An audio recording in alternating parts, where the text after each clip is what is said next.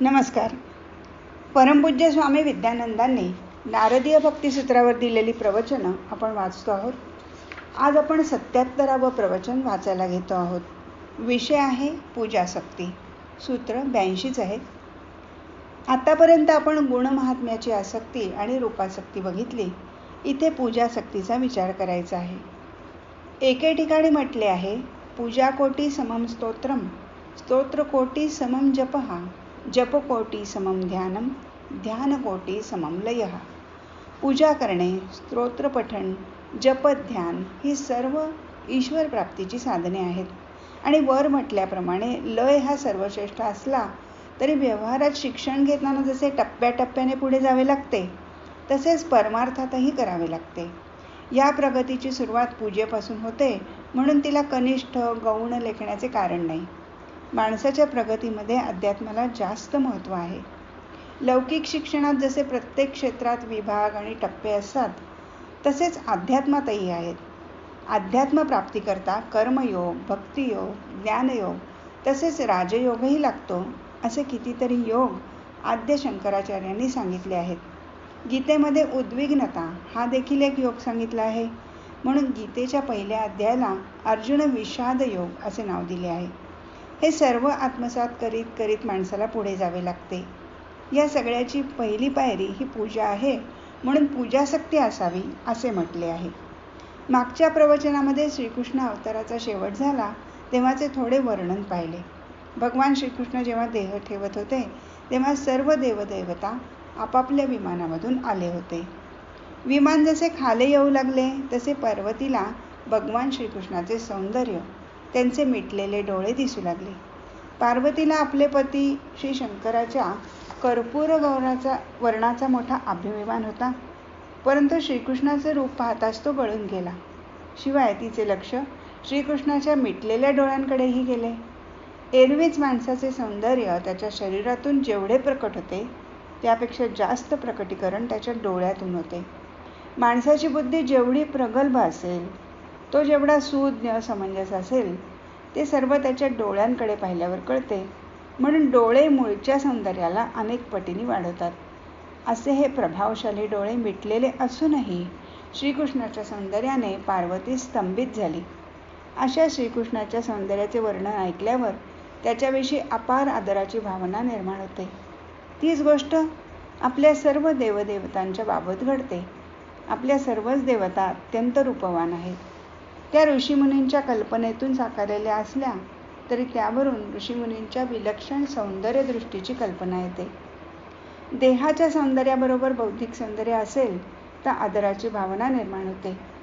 सत्वगुणी सौंदर्य असलेल्या मुलीकडे पाहून जर माणसाला लक्ष्मीची आठवण झाली, मातेच्या प्रेमाची आठवण झाली, तर ते खरे सौंदर्य. त्यामुळे जो आदरभाव निर्माण होतो तो प्रकट करावासा वाटतो. अशी व्यक्ती जर आपल्या बरोबरीची असेल तर तिला फुले किंवा भेटवस्तू देऊन प्रेम व्यक्त केले जाते. व्यक्ती जर आपल्यापेक्षा वयाने मोठी असेल तर वंदन करावेसे वाटून हात आपोआप जोडले जातात. मनामध्ये त्या व्यक्तीला आपण काही समर्पण करावे अशी भावना प्रकटली की बाह्य पूजेला सुरुवात होते आणि मग तो भाव वाढत जातो. पूजाकोटी समम स्तोत्रम याचा अर्थ 1 कोटी वेळा पूजा केल्याने जे फळ मिळते ते एकदा स्तोत्र वाचल्याने मिळते.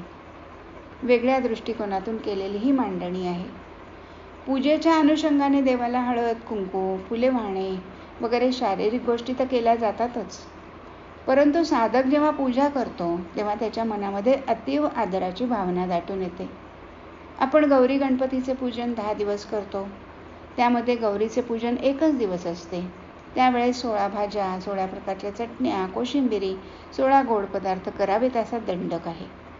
ब्राह्मण सवाष्ण आप्तेष्टांना भोजन द्यायचे.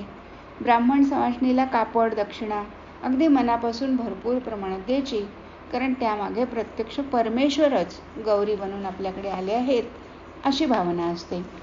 असे सर्व पदार्थ करायचे म्हणजे भाजी आणण्या निवडण्यापासून माणसाचे मन एका वेगळ्याच अवस्थेमध्ये असते.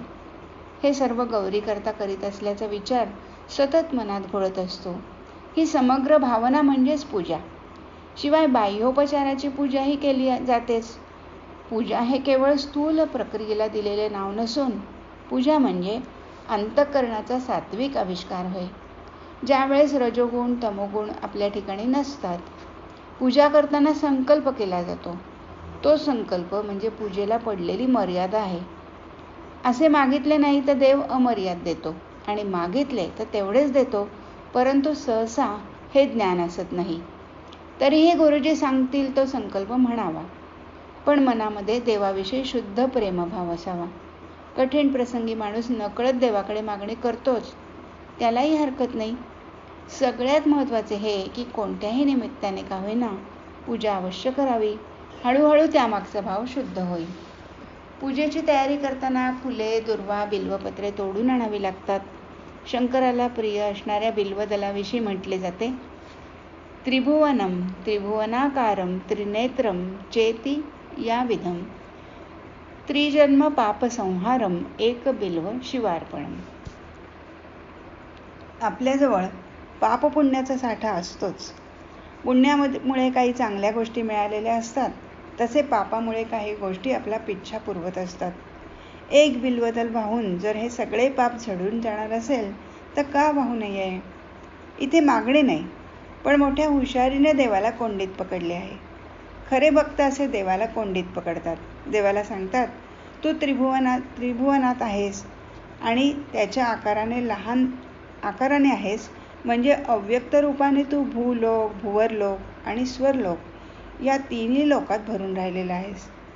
तू त्रिनेत्र असून तुझा तिसरा डोळा हा ज्ञानचक्षु आहे. आपण जर आतून या डोळ्याकडे पाहू शकलो तर समस्त अज्ञान नाहीसे झाले असल्याचे दिसून येईल. पुढे म्हटले आहे, 3 जन्मामध्ये झालेल्या पापांचा संहार एक बिल्वदल वाहून होतो. लक्षावधी जन्मामध्ये आपले कितीतरी पाप साठले असेल, परंतु रोज जर असे 3 जन्माचे पाप नाहीसे होते असा भाव मनात धरला तर वर्षभरात कित्येक जन्माच्या पापांचा नाश होईल. मात्र हे सर्व मोठ्या निष्ठेने करावे लागते. सहसा निष्ठा कमी पडल्याने सहज मिळणारे पुण्य पदरी पडत नाही. अशी पूजा करताना मनामध्ये इतर काही मागणी नसावी.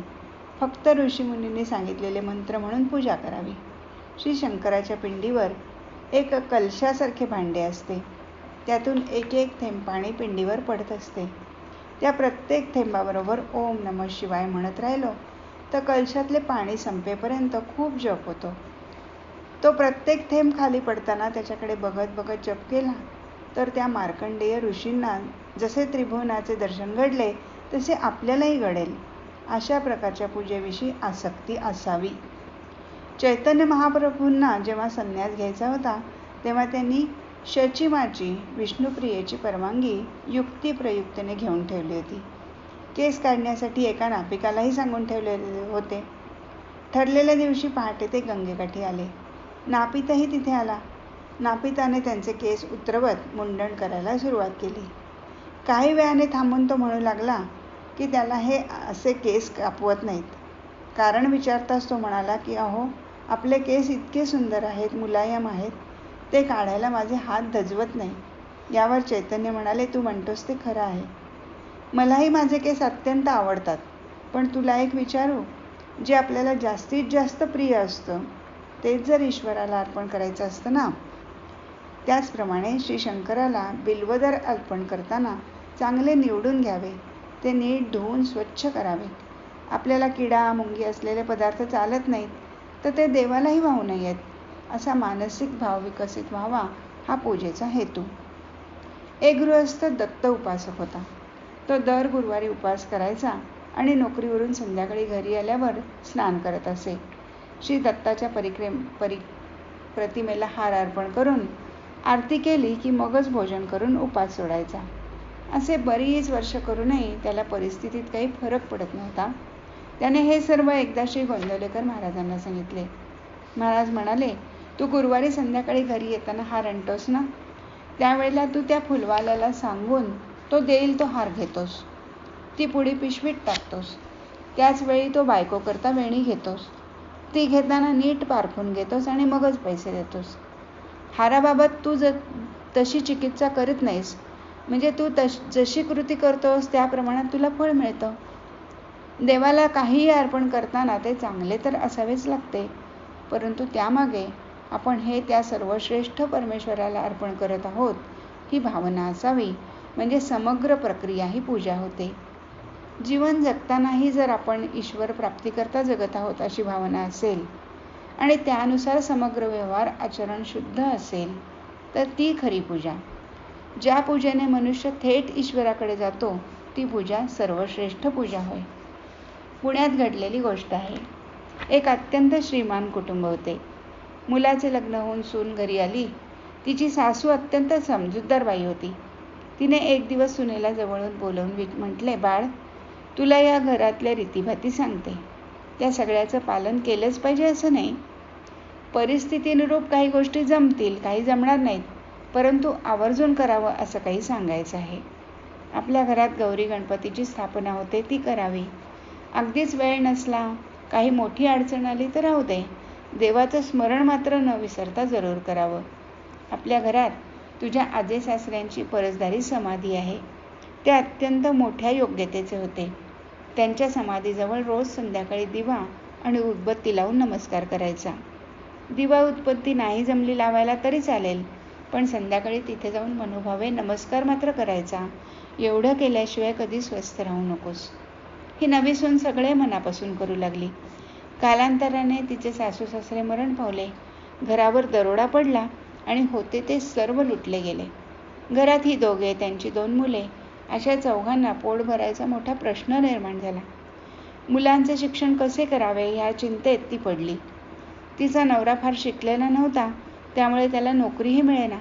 शेवटी त्याने हमाली करून मिळणाऱ्या पैशात भागवायचे ठरवले, परंतु पैसे पुरेनात.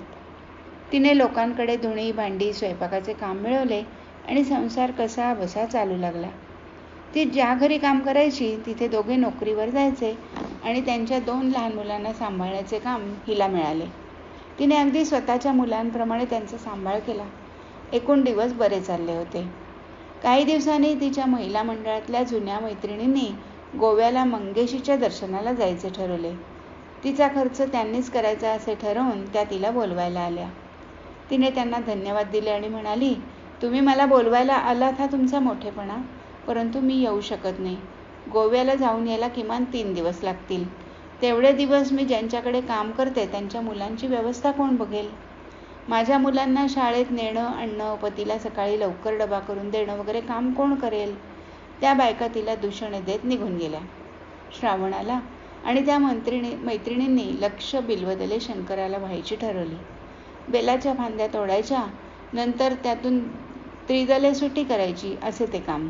ते 2 तासाचे काम तिलाही देऊया, म्हणजे तिच्या हातून ईश्वराची काही सेवा होईल असे वाटून त्या तिला सांगायला आल्या. तिने ह्या वेळाही नकार दिला. म्हणली, मला एका क्षणाचीही उसंत नाही. मी जिथे काम करते ती दोघं कामाला गेल्यावर त्यांच्या घरचं निवडण टिपण स्वच्छता स्वयंपाक पाणी असं सगळंच करावं लागतं. त्यामुळे जमणार नाही. इथूनच माझा नमस्कार तुम्ही पोचवा. मैत्रिणी निघून गेल्या. पुढे तिचा पती आजारी पडला आणि त्यामुळे हमाली करता येईना. उत्पन्नही कमी झाले. सगळा भार तिच्यावरच पडला. त्यातही तिने त्याचे योग्य ते औषध पाणी केले, परंतु आजार वाढतच गेला. एके मध्यरात्री त्याला भयंकर ताप आला आणि त्यातच तो बडबडू लागला. तिला वाटले, हा काही आता जगत नाही. आपल्याकडून देवाचं असं काय कमी पडलं त्यामुळे हे भोगावं लागत आहे. डोळ्यातून अश्रुधारा वाहू लागल्या आणि तेवढ्यात घरातली मिणमिणती पणतीही विझली. सगळीकडे दाट काळोख पसरला आणि तेवढ्यात लख्ख प्रकाश पडला. डोळे उघडून पाहिले तर समोर 6.5 फूट उंचीची धिप्पाड व्यक्ती होती. लांब सडक जटा, दाढी वाढलेली, गळ्यात रुद्राक्षाच्या माळा, अंगाला भस्म लावलेले अशी व्यक्ती पाहून ती अतिशय घाबरली. तेवढ्यात त्या व्यक्तीने तिला ओळखलंस का असे विचारले. ईश्वर जेव्हा येतो तेव्हा तो आपले सामर्थ्यही बरोबर घेऊन येत असतो. त्याप्रमाणे तिने धैर्याने सांगितले की पूर्वी कधी पाहिलेले नसल्याने ओळखले नाही. पुढे त्याने विचारले, तू मैत्रिणीबरोबर मंगेशीला का गेली नाहीस? ती म्हणाली, आपण असे अचानक इथे आलेला आहात तरी सगळं काही जाणता. मी त्यावेळेस जे काही करत होते ती माझी पूजा होती. तया सर्वात्मका ईश्वरा स्वकर्मकुसुमांची वीरा पूजा केली होय अपारा तो शलागी, हा माझा भाव आहे, जो मला माझ्या गुरुस्थानी असलेल्या सासूबाईंनी सांगितला होता आणि त्यानुसार मी वागत आले आहे. मग त्याने बिल्वदले निवडण्याविषयी विचारताच आपण सर्व जाणताच असे सांगितले. ते अतिशय प्रसन्न मुद्रेने बोलू लागले, मुली, बरोबर आहे. एवढी आपत्ती आली तू एक गोष्ट सोडली नाहीस. तू रोज संध्याकाळी न चुकता परसातल्या समाधीचं दर्शन घेत राहिलीस. तोच मी तुझ्या पुढे उभा आहे. मी तृप्त आहे. तुझ्याकडून खरी पूजा घडली. नंतर तिच्या नवऱ्याला आराम पडला आणि घराला सुस्थितीही प्राप्त झाली. सांगायचा हेतू हा की यद्यत कर्म करोती अखिलम शंभो तव आराधनम. ती जे काही करत होती ती सर्व पूजा होती. पूजेची व्याप्ती इतकी विशाल असली पाहिजे आणि त्याच्याविषयीची आसक्ती असायला हवी. आपण जी घरामध्ये पूजा करतो त्यावेळी आपल्या पूजेमधल्या ज्या काही मूर्ती प्रतिमा असतील त्या खरोखरच देव आहेत असे वाटावे. पूजा करताना प्रथम देवांना आवाहन करावे. ते आले तशी कल्पना करून त्यांच्या अंगावरची वस्त्रे काढावी. त्यांना ताम्हणात घेऊन आंघोळ घालावी. पंचामृत स्नान घालून पुन्हा शुद्ध पाण्याने स्नान घालावे. स्वच्छ वस्त्राने नीट कोरडे करून देवांना देव्हाऱ्यात त्यांच्या जागी ठेवावे. मग टाक वगैरेंना वस्त्रे घालावीत. नंतर हळद, कुंकू, गंधाक्षदा, फुले वाहून नैवेद्य समर्पण करावा. शेवटी आरती करून कायेन वाचा मनसेंद्रियवा बुद्ध्यात्मवा प्रकृती स्वभावात करोमि यद्यत सकलं परस्मै नारायणाती समर्पयामी अशी प्रार्थना करावी. पूजेत जे दोष राहिले असतील त्याच्या शुद्धीकरता अच्युतम केशवम रामनारायणम कृष्ण दामोदरम वासुदेवम हरी श्रीधरम माधवम गोपिकावल्लभम जानकी नायकम रामचंद्र भजे असा मंत्रघोष करावा. अशी ही पूजेची शास्त्रीय पद्धत कितीतरी वेळा आपल्याला माहीत नसते. ती माहीत नसली तरी आपल्या पद्धतीने पूजा करताना ती मनापासून करावी. साधकाच्या मनामध्ये रोज व्यवस्थित पूजा करण्याची आसक्ती निर्माण व्हावी. काही कारणाने कधी घरात सोयर सुतक असते तेव्हा पूजा न केल्याची खंत वाटायला पाहिजे. अशा वेळी मनातल्या मनात पूजा करावी. अशी पूजा जास्त प्रभावी असते. बाह्य पूजेसाठी अनेक वस्तूंची जुळवाजुळव करावी लागते. मानसपूजेमध्ये सर्व गोष्टी स्वतःच्याच ठिकाणी निर्माण केल्या जातात. त्यामुळे पूज्य, पूजक आणि पूजन या तिन्ही गोष्टी एकत्र आल्याने मनुष्य आपोआप अद्वैतात शिरतो. ही मानसपूजा देखील शास्त्रशुद्ध पूजेसारखीच करायची. साधकाने अखंड जप करण्याची सवय ठेवावी. त्यामुळे मानसपूजेत काही चुकायला लागले तर हा जप जोरात चालतो.